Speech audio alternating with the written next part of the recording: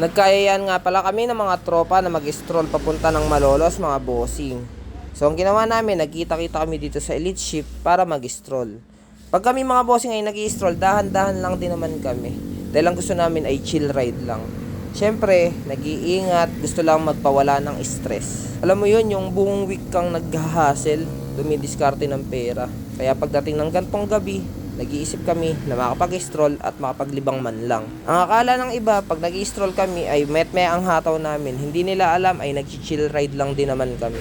Siyempre, safety, hindi din pwede yung upak ka lang ng upak. Alam mo yun, yung pagpamilyado ka na, lagi ka na nag-iingat sa kalsada. At ayun na nga mga bossing, dumating na kami dito sa Cabanas at nakasabay namin tumambay yung ibang mga taga Malolos. Minsan, siyempre, may halong kulit pa rin naman kami pero hindi naman lagi. So pagka maluwag lang yung kalsada, ayan yung mga tropa nagpapawili. Paminsan-minsan bumibilis pero wala naman harutan sa kalsada. Normal naman talaga yan sa ating mga rider. May konting hataw, may konting chill ride, may konting tambay. Kaya sa susunod naming tambay mga bossing, kung gusto niyo sumama, welcome naman kayo dito sa amin. Pag gusto mo mag-relax, gusto mo mag-stroll, tara, sama ka sa amin.